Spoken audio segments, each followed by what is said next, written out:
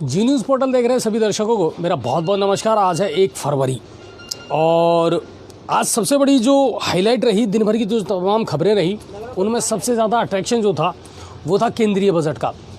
केंद्रीय बजट में क्या कुछ रहा, क्या कुछ लोगों को मिला, क्या कुछ राहत रही। देखिए, जब से मोदी सरकार आई है रेल बजट और केंद्रीय जो आम बजट है उन दोनों को मिला करके एक कर दिया गया है। दिन भर से लोगों की इस बात पर नज़र थी कि साहब क्या कुछ मिलने वाला है, क्या कुछ इस बजट में होगा।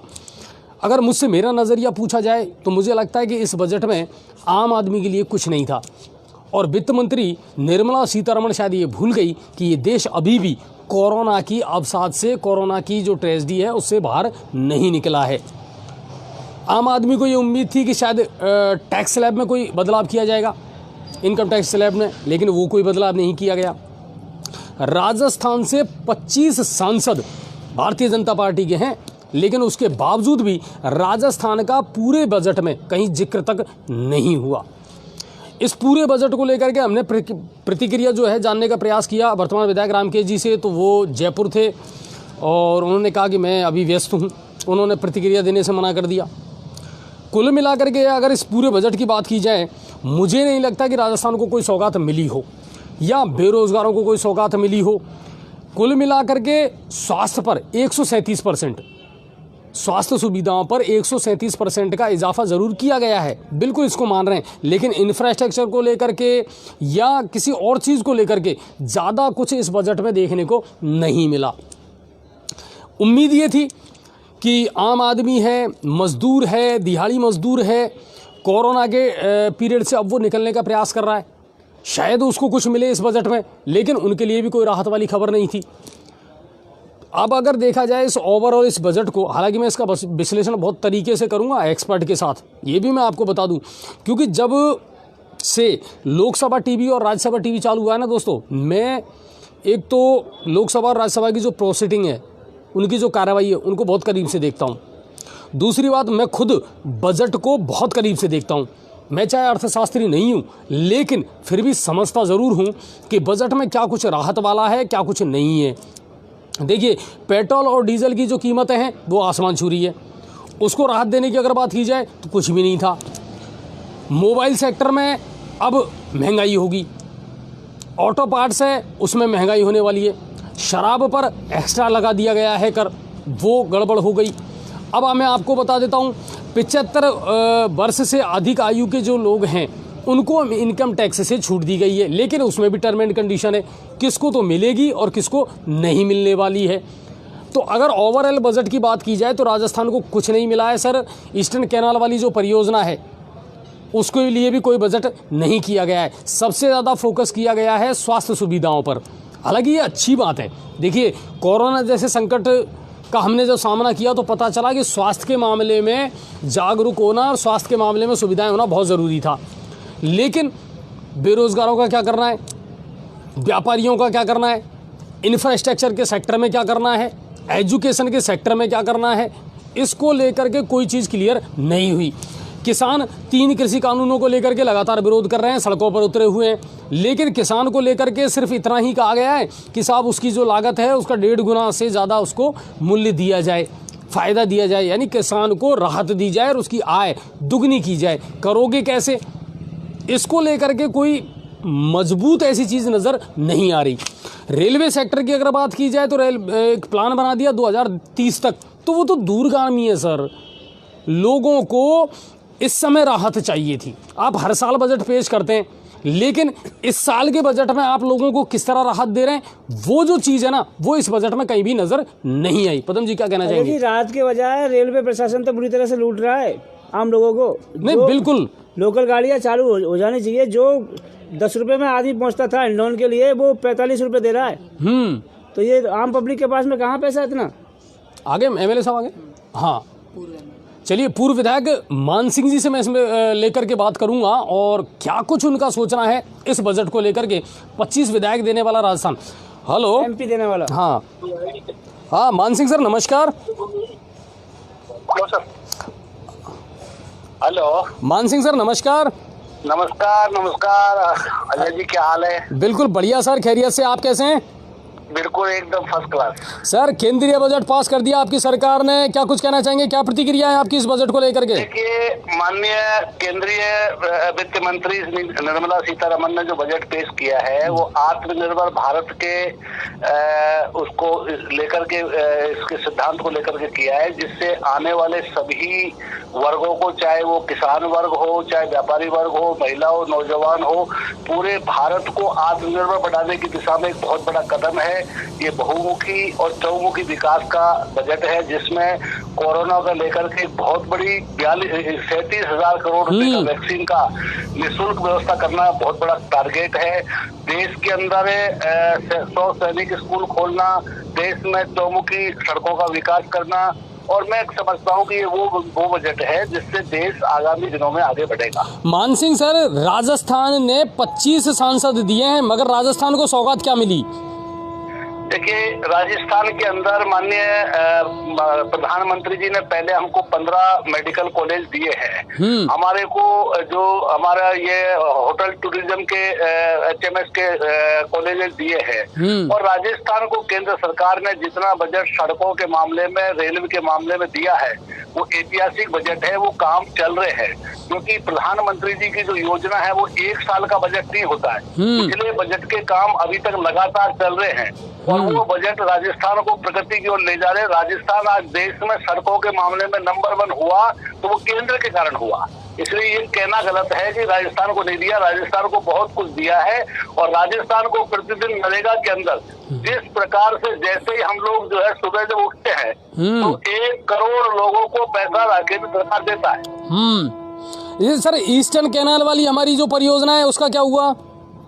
देखिए, ईस्टर्न कैनाल के मामले में माननीय मुख्यमंत्री जी केवल इसको राष्ट्रीय प्रोजेक्ट घोषित कराने की जो बात कर रहे हैं, पहले माननीय मुख्यमंत्री जी को इस पे काम करना चाहिए। माननीय वसुंधरा जी ने 1200 करोड़ रुपए लगा करके इसका DPR, इसका प्रोसेस चालू किया था। राजस्थान सरकार अपने स्तर पे संसाधन जुटा के काम शुरू करे। निश्चित रूप से हम राजस्थान सरकार के साथ है, हम पूर्वी राजस्थान के आम आदमी के साथ है कि ईस्टर्न कैनाल हमारा पूरा होना चाहिए। बड़ा प्रोजेक्ट है, लेकिन इस मामले में राजस्थान सरकार की भूमिका एक तरीके से कमजोर रही है।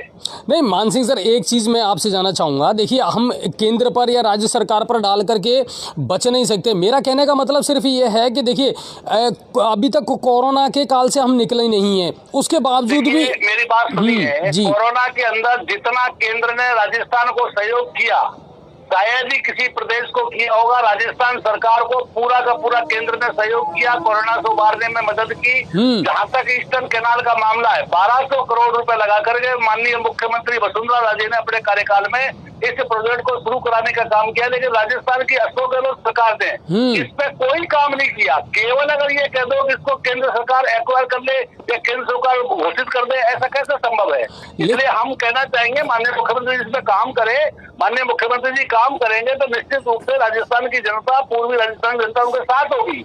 लेकिन मौजूदा दौर में तो मान सिंह सर, देखिए, मजदूर वर्ग को है, मध्यम वर्ग जो है, उनको राहत की जरूरत थी। इनकम टैक्स स्लैब में कोई बदलाव नहीं किया, जिसकी सबसे ज्यादा उम्मीद कर रहा था। 5 लाख का टैक्स खत्म कर दिया नहीं, वो तो पहले भी चल रहा था सर, वो तो पहले भी चल रहा था। ना पहले नहीं था, पहले 3 था। अब उसको 5 से 6.5 तक कोई इनकम को कोई माना ही नहीं है। तो ये तो बहुत बड़ी राहत देने का काम किया है। लेकिन पूरा व्यापारी को इनकम टैक्स के मामले में ऑनलाइन के अलावा इंक्वायरी और कोई होगी नहीं। कोई भी अगर स्क्रूटनिंग होगी तो ऑनलाइन होगी। व्यक्तिगत जो है इसको सिस्टम को खत्म कर दिया। चोर बाजारी जो चलती थी, वो उनको जो एक तरीके से इंस्पेक्टर राज चलता था, वो खत्म हो गया। जहाँ तक केंद्र के बजट का सवाल है, ये बहुमुखी और दूरगामी परिणाम देने वाला बजट है। हम ईस्टर्न कैनाल के मामले में अगर आप ये सोचते हैं कि राजस्थान सरकार हाथ पे हाथ धर के बैठे रहे, तो आप समझ सकते हैं। आपने मेरे को फोन किया है, आपने मेरे को ऑनलाइन जोड़ा है, बिल्कुल आपने जोड़ा, जब तो मैं जुड़ा हूँ। कल को मैं कह दूं कि जो है भारद्वाज जी मेरे से बात नहीं कर रहे, भारद्वाज जी तो प्रयास कर रहे हैं। तो राजस्थान सरकार को इस मामले में प्रयास करना चाहिए। निश्चित रूप से ईस्टर्न कैनाल आगे बढ़े और वो बढ़ना चाहिए। तो आपको ये लगता है कि ये जो बजट है ये राजस्थान के लिए भी उतना ही महत्वपूर्ण रहेगा जितना आपको लग रहा है? इसमें सड़कों के मामले में, इंफ्रास्ट्रक्चर के मामले में, MSI के मामले में, इंडस्ट्रीज के मामले में जो सारे काम देश में होंगे, वो निश्चित रूप से राजस्थान को आगे बढ़ाने का, पर्यावरण के मामले में कैंपा के मामले में जितने बजट आए हैं, आप जितना टूरिज्म को लेकर के, कैंपा का जितना मतलब आपका जो वन विभाग को लेकर के सारा जो बजट है वो बहुत बड़ा बजट है, राजस्थान को उसका लाभ मिलेगा। अच्छा, एक चीज जरूर है, विपक्ष ये कह रहा है कि साहब पूरा चुनावी बजट है, जिन राज्यों में चुनाव है वहीं को ध्यान में रख करके ये बजट दिया गया है। जहाँ तक विपक्ष का सवाल है ना, उन्होंने तो आज तक विपक्ष का जो काम करना है वो विपक्ष वालों ने तो यही देखा है। माननीय मोदी जी ने कभी ये नहीं देखा कि देश के किस गरीब को चूला जा रहा है, देश के किस गरीब को सहायता मिल रही है, किस आज 100 सैनिक स्कूलों की घोषणा की है। आप कल्पना कर सकते हो, सैनिकों के बच्चे, देश के नौजवान बच्चे सैनिक बन के देश की सेवा करेंगे, ये अपने आप में बहुत बड़ा कदम है। एक कदम थोड़ी है, अलवर में भी इसका सैनिक स्कूल का किया गया राजस्थान में। तो ये सारी चीजें राजस्थान को बहुत बड़ा लाभ देने वाला बजट है। चलिए मान सिंह सर, आप जल्द से जल्द गंगापुर आएंगे तो हम आपसे मुलाकात जरूर करेंगे। थैंक यू साहब, थैंक यू साहब, बहुत बहुत धन्यवाद। तो ये थे पूर्व विधायक मान सिंह जी। और देखिए, पक्ष और विपक्ष पतन जी तो हमेशा होता आया है। बिल्कुल ऐसा लगता है अजय जी, इसमें तो बिल्कुल जैसे राजस्थान में एंटी गवर्नमेंट है, उसका पूरा बदला लिया गया और राजस्थान को कुछ भी नहीं दिया गया। मैं ये कह रहा हूँ, पूरे बजट भाषण में कहीं भी मैंने राजस्थान का जिक्र नहीं सुना। जहाँ जहाँ भी कांग्रेस की सरकार है वहाँ कुछ भी नहीं है ना। दूसरी बात यह है कि चुनावी बजट रहा, चुनावी बजट ऐसा रहा, देखिए आसाम है, पश्चिम बंगाल है, तमिलनाडु है, इनमें चुनाव होने वाले हैं तो उनको सब कुछ दे दिया, लेकिन राजस्थान को क्या मिला? नीलबटा सन्नाटा, कुछ भी ऐसा नहीं मिला जो देखने लायक था। जी राजस्थान ने 24 सांसद दिए। नहीं बिल्कुल बिल्कुल, आप देखिए 24 सांसद दिए, एक दूसरी पार्टी का है। अच्छा, तो कुल मिलाकर हाँ, लेकिन वो समर्थन तो किया है ना उन्होंने। अब थोड़ा वो एंटी थोड़ा सा बेनीवाल जी थोड़े से एंटी चल रहे हैं, लेकिन कुल मिलाकर के राजस्थान को मिला क्या?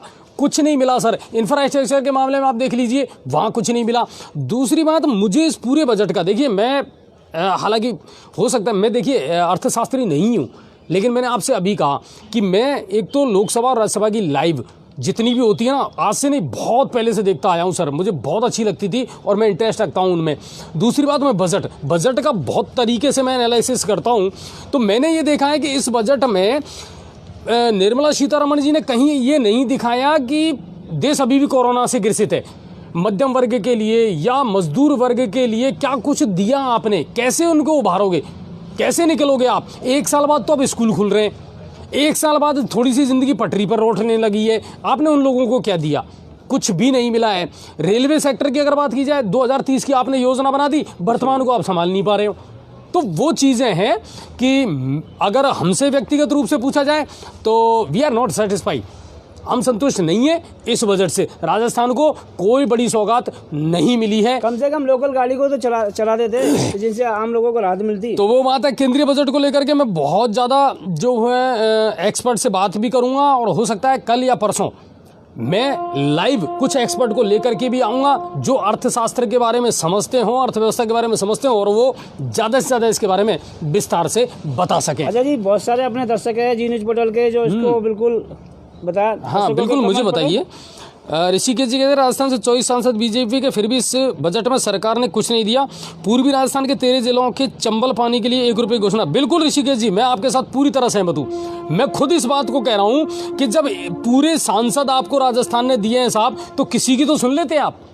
आपने किसी को कुछ नहीं दिया। फिर हालांकि हम ये जानते हैं कि हर राज्य को कुछ नहीं मिलता, लेकिन बजट राज्यों के हिसाब से नहीं बनता, बजट आम आदमी के हिसाब से बनता है। कोरोना काल से हम निकल नहीं पाए और आपने राजस्थान को कुछ नहीं दिया। अच्छा जी, राजस्थान का सबसे बड़ा योगदान है 24 सांसद दिए, जब भी तो केंद्र सरकार बनी है। नहीं बिल्कुल। और मनोज जी कह रहे हैं कि बजट आज तक ही किसी को समझ नहीं आया, तो अब क्या समझ में आएगा? मनोज जी ऐसा नहीं है, जो लोग इंटरेस्ट रखते हैं उनको समझ में भी आता है कि बजट क्या चीज़ है। लोगों की नज़र भी रहती है कि बजट क्या है, इससे हमारे देश की इकोनॉमी पर क्या फ़र्क पड़ने वाला है, जीडीपी पर क्या फ़र्क पड़ने वाला है। तो ऐसा नहीं है, समझते हैं। बेरोजगारी भत्ता के फॉर्म 1 साल से पेंडिंग है, वेरीफाई नहीं हो पा रहे हैं। मुकेश जी कह रहे हैं ये राज्य स्तर का मामला है, बिल्कुल इसको देखना चाहिए। ऋषिकेश जी कह रहे हैं देश आज़ाद होने के बाद में सबसे घटिया बजट है। ये मैं ज़रूर नहीं कह सकता कि सर घटिया है या बढ़िया है, लेकिन मैं इतना ज़रूर कहूँगा कि राजस्थान को कुछ नहीं मिला सर। लोगों को जितनी उम्मीद थी, आम आदमी को जितनी उम्मीद थी, उस हिसाब से कुछ भी नहीं हुआ। अभी जैसे मान सिंह जी कह रहे थे कि साहब इनकम टैक्स में स्लेब में बदलाव किया, कुछ नहीं किया सर। 5 लाख तो पहले ही थी, कहाँ किया बदलाव? मुझे बताइए आप कि नहीं वो 3 लाख का 5 लाख, नहीं सर नहीं किया, 5 लाख पहले ही था, आपने कोई बदलाव नहीं किया। आम आदमी इसकी उम्मीद ज़रूर कर रहा था, तो वो बात है। चलिए तो आपके सवालों को भी हम देखते रहेंगे। कुल मिलाकर के ये है कि बजट में ना इंफ्रास्ट्रक्चर के लिए कुछ है। हाँ, इतना ज़रूर कह सकता हूँ, स्वास्थ्य सेवाओं के लिए जितना तेज़ी से प्रतिशत बढ़ाया है, 137% इजाफा किया है स्वास्थ्य सेवाओं में, ताकि कोरोना जैसी महामारी से लड़ने के लिए हम तैयार रहें हमेशा। तो इसके लिए हम धन्यवाद देते हैं आपको कि आप पूरे हिंदुस्तान को, पूरे देश को निरोगी रखने का काम कर रहे हैं। लेकिन सर, शिक्षा है, बेरोज़गारी है, आप बताइए बेरोज़गारी के लिए आपने क्या किया? रोज़गार उपलब्ध करवाने के लिए आपने कौन सा सेक्टर चुना? तो मैं कुल मिलाकर के ये है कि निराशाजनक रहा राजस्थान के लिए तो कम से कम ये बजट। अब बात करते हैं आगे, सीएम गहलोत। और आपको एक खुशखबरी सुबह मिल गई होगी कि सवाई माधोपुर जिला जो है वो कोरोना फ्री हो चुका है। पदम जी, बिल्कुल मुक्त हो गए हम, कोरोना गया यहाँ से, पहले ही चला गया था, पहले ही चला गया था। तो शुरुआत भी सबसे पहले यहीं से हुई थी, गंगापुर से ही, है ना। पहला केस भी यहीं मिला था, गंगापुर और बामनवास में, और उसके बाद हड़कंप मच गया। पदम जी, अगर उस दौर को हम मालूम करें तो क्या दौर था वो, है ना। ऐसा लगता था जैसे कहीं ब्लास्ट हुआ है ना। जब भी कोई कोरोना के पेशेंट की खबर आती थी ना, तो ऐसा लगता था जैसे कोई बहुत बड़ा ब्लास्ट हुआ है। लेकिन अजय जी, उस दौर में काफ़ी सबक सिखाया लोगों को। नहीं, बिल्कुल बहुत कुछ सीखने को मिला। लोगों ने मानवता और इंसानियत दिखाई, एक दूसरे का बहुत जी जान से साथ दिया, और आज हमारा सवाई माधोपुर जिला जो है वो कोरोना फ्री हो चुका है। अब सीएम गहलोत ने बड़ी पहल की, और बड़ी पहल ये की कि 8 फरवरी से जितने भी 6ठी से 8वीं तक के विद्यालय हैं वो खुल जाएंगे, सिनेमा हॉल खुल जाएंगे, थिएटर खुल जाएंगे, मनोरंजन के जितने भी स्विमिंग पूल वगैरह हैं वो सब खुल जाएंगे। और कॉलेजों की अगर बात की जाए, देखिए मेरे पास जो गाइडलाइन आई है गृह मंत्रालय से, जो हमारे पास में लिस्ट आई है, उसके मुताबिक मेरे ख्याल से वो या तो मिसप्रिंट है या गलत है कि महाविद्यालय स्तर पर जो फाइनल ईयर की क्लासेज हैं वो तो पहले ही खुल चुकी थी। अब बची बात फर्स्ट ईयर और सेकेंड ईयर की, तो उसमें लिखा हुआ है कि विद्यालय खुल चुके हैं और बाकी जो बच रहे हैं वो भी अब खोल दिए जाएंगे। तो उसमें शायद कक्षा लिखा हुआ होना चाहिए था कि फाइनल के बाद जो बची हुई कक्षा है फर्स्ट ईयर और सेकेंड ईयर, अब 8 फरवरी से वो भी खुल जाएंगी, यानी यथावत अब बच्चे स्कूल जा सकते हैं। तो 8 फरवरी से सब कुछ नॉर्मल हो जाएगा। आपके शादी विवाह फंक्शन है, उनमें भी अब 100 की जगह 200 बढ़ा दिया गया है। आतिशबाजी है, मनोरंजन के कार्यक्रम हैं, उनमें भी थोड़ी सी राहत दे दी गई है। तो शुक्रिया सर आपका बहुत बहुत कि केंद्रीय गाइडलाइन जो है उसको पालन करते हुए, बहुत सारी चीज़ों को पालन करते हुए आपने भी लोगों को, राजस्थान की जनता को राहत दी है। कक्षा 1 से लेकर के 5वीं तक के जो विद्यालय हैं उनके लिए अभी कोई गाइडलाइन नहीं आई है। ये जो गाइडलाइन आई है ये 28 फरवरी तक के लिए आई है। बाद में देखते हैं क्या इसका रिव्यू होता है और क्या कुछ नई गाइडलाइन आती है। चलिए, तो कुल मिलाकर के 8 फरवरी से अब स्कूल और कॉलेज की जो शेष कक्षाएँ हैं वो शुरू हो जाएंगी। भरतपुर तो भुसावर में से एक खबर आई है, गश्त के दौरान पुलिस ने पशु क्रूरता के खिलाफ कार्रवाई करते हुए 38 पशुओं सहित ट्रक को जब्त किया है, और अमानवीय तरीके से ठूस करके इन पशुओं को उसमें भरा गया था। जब सूचना मिली तो नाकाबंदी करके इसको जब्त किया गया है और इनको राज्य से बाहर ले जाया जा रहा था, और ट्रक चालक को भी गिरफ्तार कर लिया गया है। ये भरतपुर से खबर आई है हमारे पास। बयाना से एक खबर आई है कि 2 पक्षों में खूनी संघर्ष हुआ और जम करके लड़ाई हुई, झगड़ा हुआ, और चीखरू गांव की ये घटना है। और इस खूनी संघर्ष में एक व्यक्ति की मौत हुई है, जबकि 5 गंभीर रूप से घायल हुए हैं, उनमें से 2 को रेफर कर दिया गया है, और बयाना CSC में बाकी का इलाज चल रहा है। भरतपुर में पॉक्सो एक्ट ने आरोपी को सुनाई आजीवन कारावास की सजा, और कामा के ढिलावती गाँव का ये रहने वाला है, और इसको आज आजीवन कारावास की सजा सुनाई गई है। अब चलते हैं धौलपुर की तरफ। तो धौलपुर SP केसर सिंह लगातार सक्रिय रहते हैं, लगातार सुर्खियों में रहते हैं। आज उन्होंने अपने पुलिस महकमे में ज़िले में तबादले किए, और 4 CI हैं उनको स्थानांतरित किया है। हनुमान साय उनको राजखेड़ा, विकास चंद्र को लगाया गया बाड़ी कोतवाली, जबकि रामकेश मीणा महिला अनुसंधान, तो जितेंद्र सिंह संभालेंगे अब ST/SC सेल को, ये जिम्मेदारी उनको दी गई है। तो ये महत्वपूर्ण तबादले SP केसर सिंह शेखावत ने किए हैं।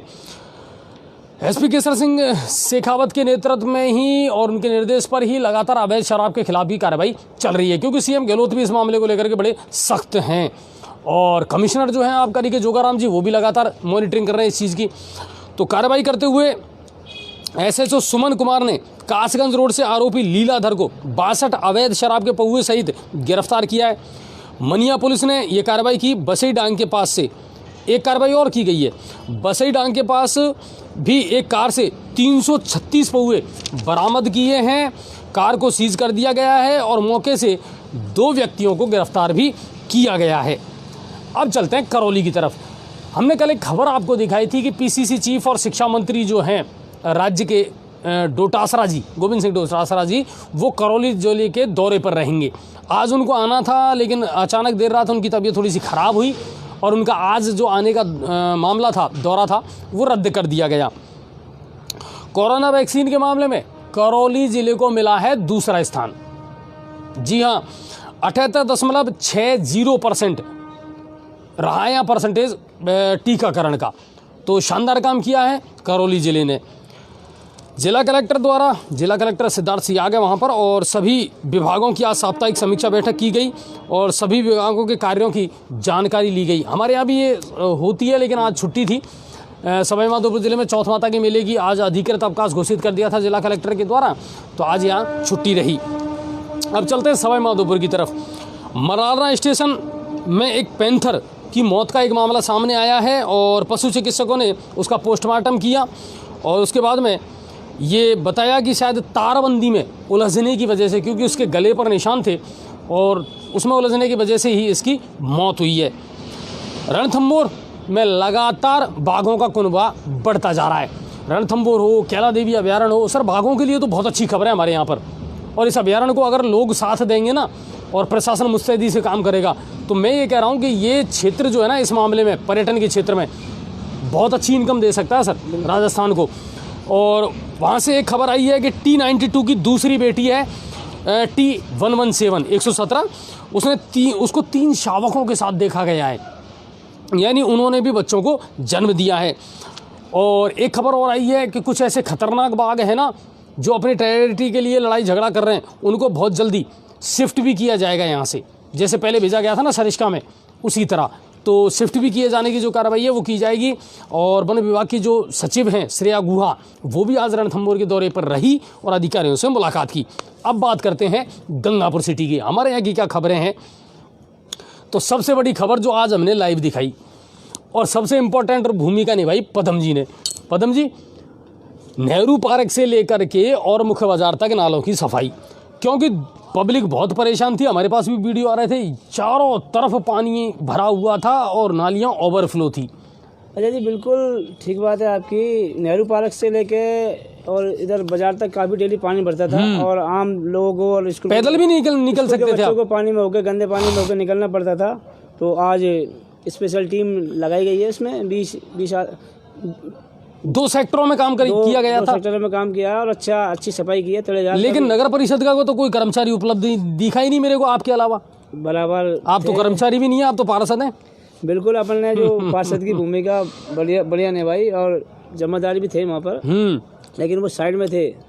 लेकिन वो क्या बुराई मोल लेना नहीं चाहते थे, क्योंकि व्यापारी वर्ग की सफाई तो चाहता है, लेकिन पर मेरी दुकान के आगे से नहीं, अपनी दुकान के आगे सफाई नहीं चाहता। आज मैंने जब लाइव दिखाया और मैं जब उन सारे मामलों को देख रहा था ना सर, तो मुझे बड़ी हंसी भी आ रही थी और बड़ा गुस्सा भी आ रहा था कि लोग, वही बात आई ना कि चाहते हैं कि मेरे घर भगत सिंह तो पैदा हो, लेकिन मेरे घर ना हो, पड़ोसी के घर पैदा होना चाहिए। मतलब किस तरीके से वो पदम जी से बातें कर रहे थे, कर्मचारियों से बातें कर रहे थे। मतलब एक बार मुझे भी गुस्सा आ रहा था और मैं अपना पेशेंस जो है ना मेरा, वो जवाब दे रहा था कि आपको शर्म आनी चाहिए। सफाई भी चाहते हैं, शिकायत भी करते हैं, मगर मेरे यहाँ से सफाई नहीं होनी चाहिए। अगर सख्त कार्रवाई करनी है ना, तो ऐसे लोगों के खिलाफ जरूर कार्रवाई करें। पदम जी, आज जो मैंने वहाँ लीला देखी ना, वास्तव में मेरे को इतना गुस्सा आया था। अजय जी, बिल्कुल शहर में ऐसा ही होता है, जब भी सफाई होती है तो लोग, और सबसे बड़ी बात तो ये है कि शिकायत भी यही लोग करते हैं। हाँ बिल्कुल, कि पानी भरा हुआ है, नगर परिषद के लोग देखते नहीं है, नगर परिषद के लोगों को सफाई करने ही नहीं देते। हाँ बिल्कुल, मेरे सामने से सफाई नहीं होनी चाहिए। अच्छा, इन लोगों ने स्थायी और अतिक्रमण कर लिया, ये और बता दूं मैं आपको। शिकायत करने लोग जल्दी आ जाते हैं, अरे साहब ये पहले नाली थी, अब इसको नाला बना दिया नगर परिषद ने पैसे ऐंठने के लिए। देखिए, नाली हो या नाला हो, सबसे बड़ी बात है जल भराव गंगापुर सिटी की बहुत बड़ी समस्या है, विकट समस्या है। उसको ध्यान में रखते हुए इंफ्रास्ट्रक्चर को थोड़ा सा बढ़ाया गया। राजा जी, सबसे बड़ी बात है बीमारी की जड़ ये सब जो पानी भरता है नाली में, गंदा पानी नहीं, वो भी है। दूसरी बात ये है कि किसने क्या किया वो इम्पोर्टेंट नहीं है। इम्पोर्टेंट ये है कि आपका योगदान क्या है। सिर्फ गाली देना, उंगलियां उठाना, कमाल करते हो, या तो सफाई भी चाहते हो और फिर सहयोग भी नहीं कर रहे, तो ऐसे कैसे काम चलेगा? अधिकतर नालों में कचरा आता कहाँ से? वही व्यापारियों को द्वारा है सर। थैलियां हैं, पॉलीथीन है। आज मैंने लाइव में दिखाया है सर कि उनकी प्लास्टिक जो है ना, प्लास्टिक वो सबसे बड़ा शहर का जी का जंजाल बनता जा रहा है। बिल्कुल, व्यापारियों को सोचना चाहिए, सफाई अपने साथ में रखनी चाहिए और जो भी अपना कचरा पात्र दुकान पे आगे रखना चाहिए। और सभापति महोदय से भी मैं ये कहना चाहूँगा सर, प्लीज़ अगर कहीं सख्त कर होना पड़े ना आपको, तो बेझिझक आप सख्त हो जाइए, क्योंकि ये शहर सुधरने वाला नहीं है, बिल्कुल सुधरने वाला नहीं है। जब तक लोग यहाँ का सहयोग नहीं करेंगे ये शहर नहीं सुधरेगा। बिल्कुल, मैंने आज बात देखा है, लाइव भी चलाई है, व्यापारी किस तरीके का भी ऐप कर रहे हैं। मेरे यहाँ से पट्टी क्यों हटाई है, मेरे यहाँ से फेरो कवर क्यों हटाया है, पीछे से क्यों नहीं हटाया? अरे पीछे से हटेगा कि नहीं हटेगा, तू तो तेरा योगदान दे दे यार। पर वो नहीं करना चाहता। ये कंडीशन है, बिल्कुल सही बात है। दबंगता दिखा रहे हैं, जैक चैक चला रहे हैं, वहाँ भी जानकारी निकाल रहे हैं, 2 दुकानों के आगे से हटा दी, 2 दुकानों के आगे, फिर क्यों चिल्लाते हो आप? मरो और सड़ो इसी गंदगी में, तुम्हारा यही हसन है, इसके अलावा कुछ नहीं है। और चाहते हो कि सब कुछ साफ हो, तरीके से हो, तो आपको सहयोग करना पड़ेगा। पूरा दिन आज पदम जी वहाँ रहे हैं, भूखे प्यासे, इन्होंने खाना तक नहीं खाया। क्यों पदम जी? खाना खा भागने कभी ट्रैक्टर को अच्छा, गालियाँ कितनी सुनी? गाली से कोई फर्क नहीं पड़ता, लेकिन लोगों का काम होना चाहिए। गंदगी से ही सारी ये बीमारी फैलती है, मेरा मानना है। हमारा व्यापारी भाइयों से निवेदन है कि सफाई होने दें और खुद भी सफाई रखें अपने। नहीं, सफाई भी करें, प्रशासन का सहयोग भी करें। सर क्या लग रहा था, आप मुझे बताइए। पट्टियां हटा दी गई वहाँ से। हाँ, इतना ज़रूर कहूँगा पदम जी, एक शिकायत ज़रूर मुझे भी है कि जहाँ से कचरा उठाया जाता है और बाहर रखा जाता है, उसको समय पर उठाया जाए तो ज़्यादा बेहतर है। नहीं अजय जी, आज अपन ने बिल्कुल दूसरा तरीका अपनाया। डायरेक्ट ट्रॉली के अंदर रोड पर कचरा ही नहीं था वहाँ पर, तो डायरेक्ट नहीं, पीछे की साइड से तो वो कचरा क्या था, वहाँ पे जेसीबी से क्या कई मकानों में दरार आ गई थी, इसलिए हाथ से उनको काम करवाया। नहीं, हाथ से तो आपने करवाया, अब उस कचरे को उठाया कब जाएगा? बिल्कुल, सुबह 6 बजे ट्रैक्टर ट्रॉली लग जाएगी और सुबह 6 बजे के बाद में वो कचरा उठ जाएगा। बिल्कुल, हम भी यही चाहते हैं कि जहाँ से भी आप सफाई करें वहाँ से तुरंत उस कचरे को निस्तारण कर दिया जाए। मेरी बात हो गई है, ट्रैक्टर सुबह 4 ट्रैक्टर आएंगे और जेसीबी आएगी, बिल्कुल कचरा वो तड़ेजार उठ जाएगा। बिल्कुल बहुत बढ़िया, यही हम चाहते हैं। अब दूसरी खबर आई है शास्त्री पार्क की दुर्दशा। पदम जी, इसका क्या करें? अच्छा जी, ये कोई छावा का रहने वाला है, उसको ठेका दे रखा है, वो बंदा यहाँ रहता नहीं है, वो दिल्ली रहता है, और शास्त्री पार्क इस समय सबसे ज़्यादा दुर्दशा का शिकार हो रहा है। अच्छा जी, इसी ठेकेदार महोदय ने हॉस्पिटल का भी ठेका ले रखा, पूरी तरह से बिल्कुल सड़ान मचा रखी है। आप देख रहे हो, जो आपातकालीन कक्ष वो गेट है, उसके सामने पानी भरा हुआ, देखता ही नहीं है बिल्कुल ठेकेदार। तो इसके नंबर निकालो ना कहीं से, करें इसकी खिंचाई। दीनदयाल पार्क भी इसके अंडर में बताया। ये भी है, हॉस्पिटल का भी ठेका इसने ले रखा है, जो हॉस्पिटल के सामने पूरी गंदगी का साम्राज्य फैला है। तो कल इसका बजट बनाओ, बिल्कुल है ना, कल इसका बजट बना लेते हैं, और मैंने इसको अंडरलाइन कर लिया। अच्छा जी, 2 चीज ज्यादा मुद्दा आ रहा है। एक तो बेरोजगारी, ये वाला बेरोजगार के भत्ता का फॉर्म अटके हुए हैं, 1 साल से पेंडिंग है, वेरीफाई नहीं हो पा रहे हैं। नहीं, वेरीफाई क्यों नहीं हो पा रहे हैं, इसमें रोड़ा क्या है, तो ये थोड़ा सा आप हमको बता दें तो हम इसके बारे में ज़रूर बात करेंगे। बेरोजगारी भत्ते के जो फॉर्म है, मेरे ख्याल से फरवरी और मार्च तक तो बेरोजगारी भत्ता मिला था राज्य सरकार का, तो जो 3500 रुपये वाला आप बता रहे हैं वो तो मिला था, और लेकिन अब क्यों नहीं मिल पा रहा, या भत्ता जो है वेरीफाई क्यों नहीं हो पा रहा, इस इशू को आप डाल दें थोड़ा सा, तो हम नोट ज़रूर करेंगे। अजय जी, अब तो मुकेश सैनी जी कह रहे हैं सच तो बोल दिया करो। सच, हम तो सच ही बोलते हैं सर। अब हमें और बजरी का मामला बहुत ज़्यादा लोगों ने उठा रहा है, आखिरकार ये बजरी चालू कब होगी? नहीं, हाँ, इसमें भी मैं बता दूं आपको, आज एक बड़ी अपडेट आई है, मीडिया में आई है कि जो लीज पे खनन है उसको सरकार ने इजाज़त दे दी है अब। तो ट्रैक्टर चालकों को राहत मिलेगी, धंधा नहीं, बिल्कुल। मैं आपसे कह रहा हूँ, मेरे पास में ललित जी का आज सुबह फ़ोन आया था कि सर जिस चीज़ पर हमने डिस्कस किया था ना, आज सरकार ने उसी को सहमति दे दी कि अब वही बात है ना, खातेदारी की जो ज़मीन है उससे बजरी का उठावना आप कर सकते हैं, गरीब लोगों को राहत तो मिले। नहीं, बिल्कुल।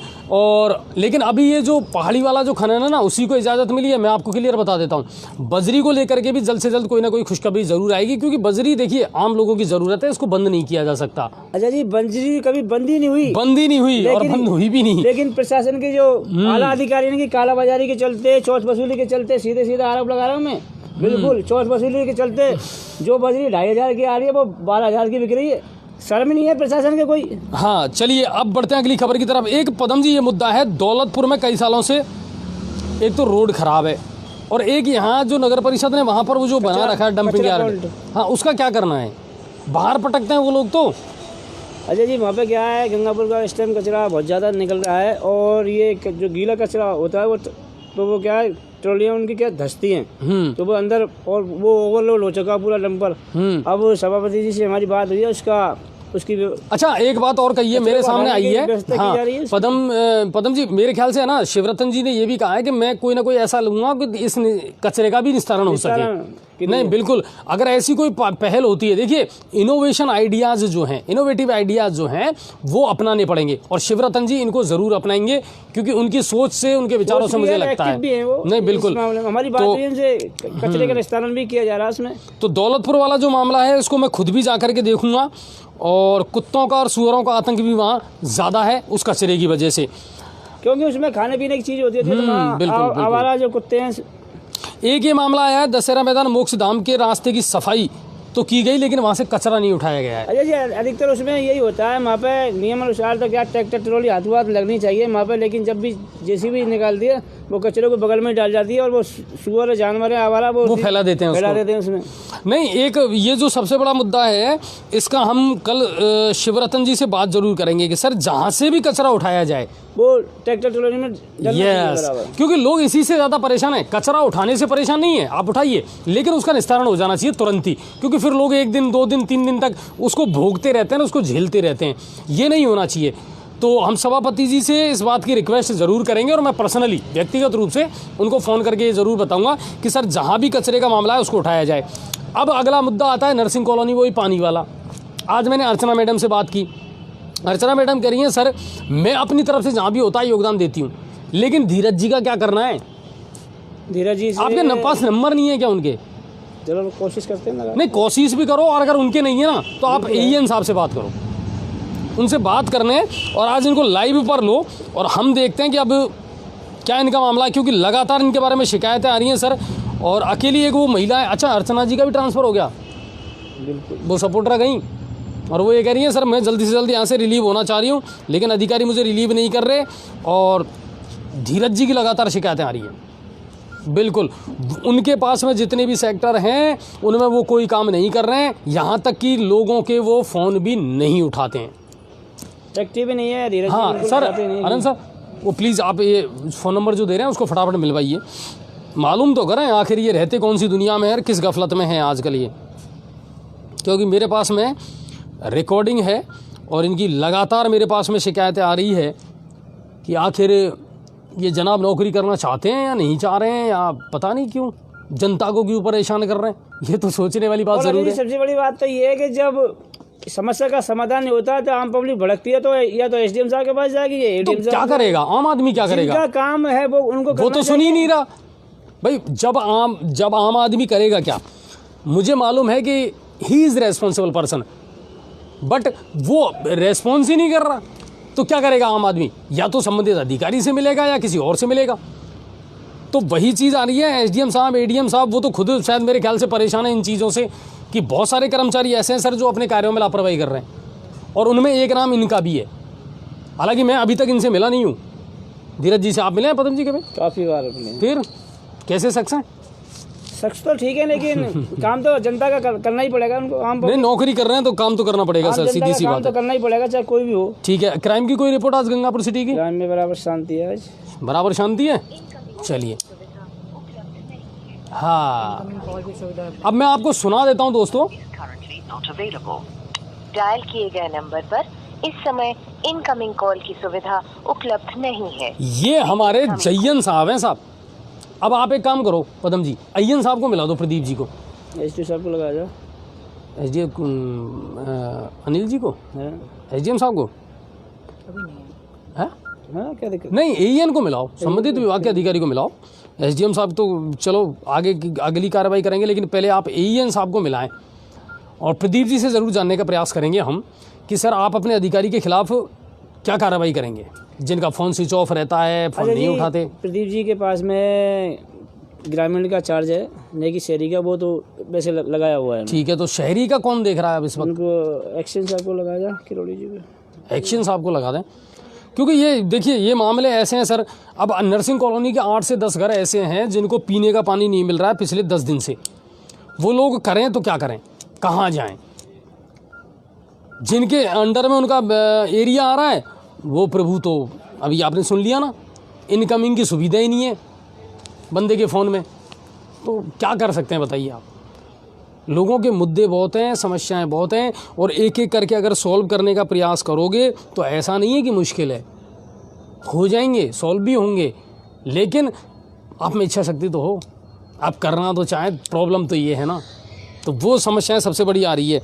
अच्छा, एक बात आती है रोड लाइट की। बहुत सारे लोग मुझे लगातार फ़ोन कर रहे हैं कि सर हमारे यहाँ रोड लाइट, मैं आपको बता दूँ अभी कुछ दिन पहले नई रोड लाइट आई है, 250 से 300 नई रोड लाइट नगर परिषद में आई थी, जिनका डिस्ट्रीब्यूशन कर दिया गया है, और जहां ज़्यादा आवश्यकता थी वहां पर उनको लगा दिया गया है।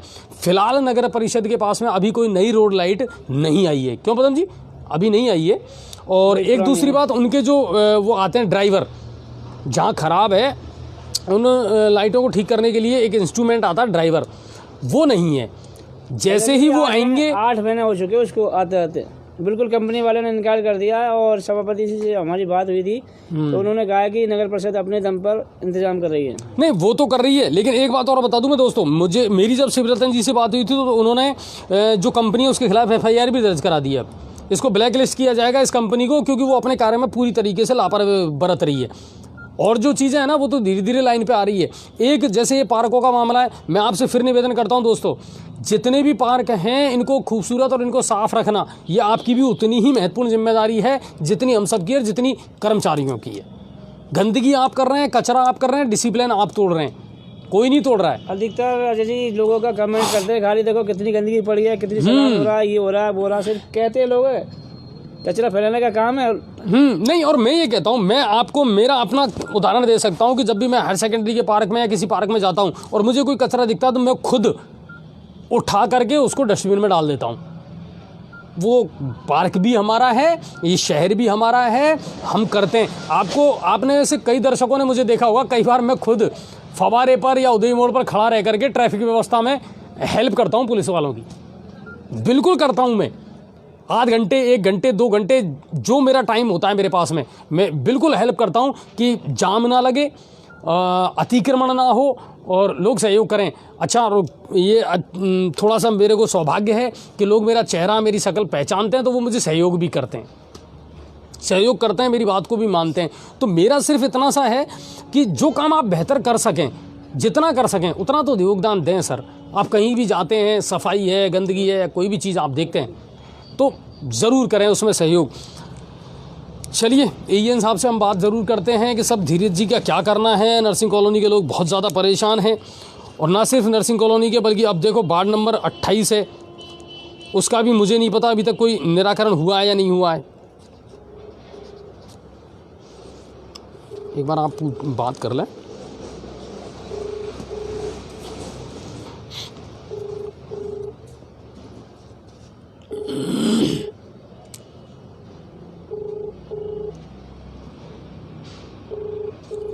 अजय जी पैसे काफ़ी वृद्ध हैं वो, इसलिए लगता है। किरोड़ी लाल जी, हाँ, वृद्ध है।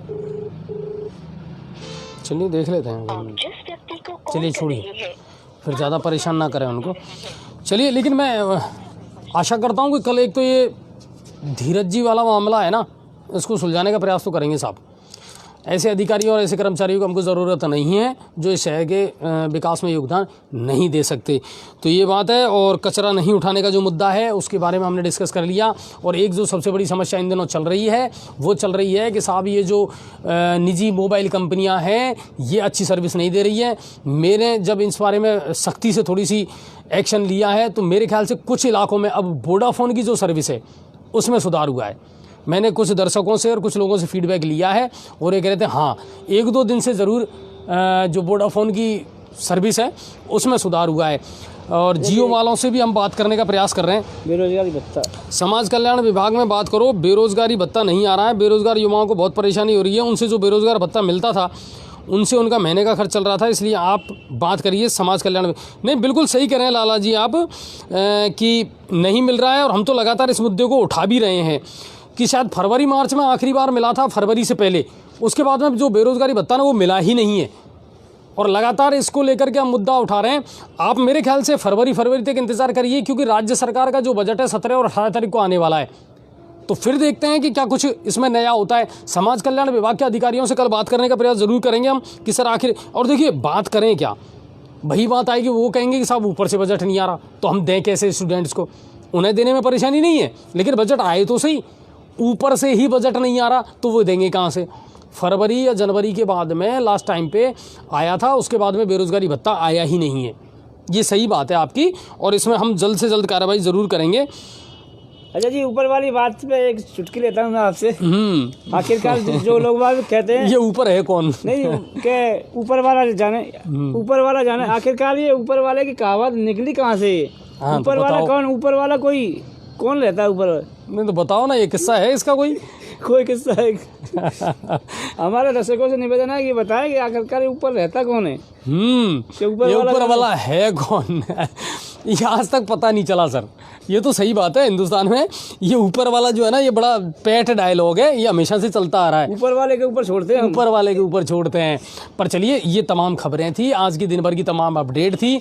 और दोस्तों वही बात ज़रूर कहूँगा, जल्द से जल्द हमारे चैनल को सब्सक्राइब करें। आप अपने जो भी नंबर हैं वो व्हाट्सएप पर भेज दें। पदम जी कुछ कहना चाहेंगे? लोग अभी उतना साथ नहीं दे रहे हमारा। बिल्कुल लोगों को साथ देना चाहिए, नहीं तो फिर हम कैसे चलाएंगे इस मुहिम को, बताओ? बिल्कुल हम कैसे लड़ाई लड़ेंगे लोगों की?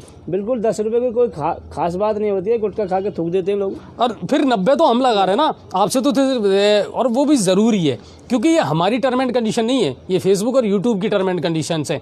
तो उससे हम भी बंधे हुए हैं और आप लोग भी बंधे हुए हैं। हालांकि सहयोग अच्छा मिल रहा है, ऐसी कोई बात नहीं है, लेकिन फिर भी मैं कहूँगा जल्द से जल्द करें, वरना फिर शायद देर बहुत हो जाएगी और हम भी फिर फेसबुक और यूट्यूब से कुछ कह नहीं पाएंगे और जी न्यूज़ पोर्टल कहीं ना कहीं इतिहास के पन्नों में खो करके रह जाएगा।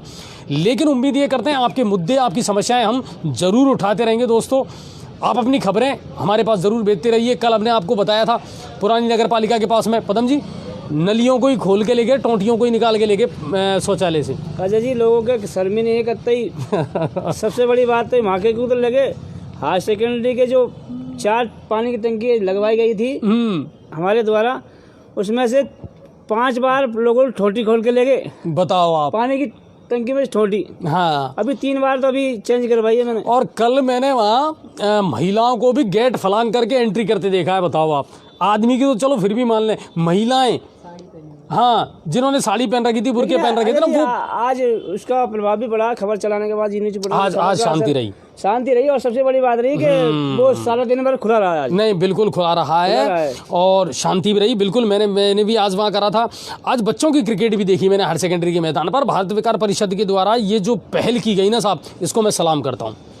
डॉक्टर DC हैं या लक्ष्मी नारायण सर हैं और उनकी जो टीम है, सुरेंद्र मित्तल जी, और इनके द्वारा बच्चों को मोटिवेट करने के लिए, बच्चों का उत्साहवर्धन करने के लिए, जो गली में और अपने घरों की छतों पर जो क्रिकेट खेलते थे ना, वो बच्चे आज क्रिकेट के मैदान पर दर्शकों के बीच कमेंट्री के साथ क्रिकेट खेलते नजर आए और बहुत अच्छा लगा। मैंने वहाँ के शायद एक मैच मैंने देखा था वहाँ का, मेरे पास उतना टाइम नहीं था, लेकिन मुझे बहुत अच्छा लगा। और वाकई में आज की इस नई जनरेशन में बहुत प्रतिभा है सर, अगर आप इसको प्रमोट करोगे तो।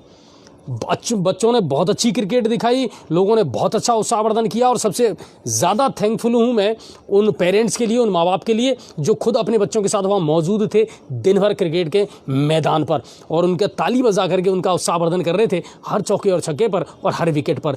तो एक अच्छा क्रिकेट देखने को मिला आज मुझे हायर सेकेंडरी मैदान पर। तो भारत विकास परिषद की और जो ऑर्गेनाइजर टीम है उनका सबका मैं शुक्रिया अदा करता हूँ।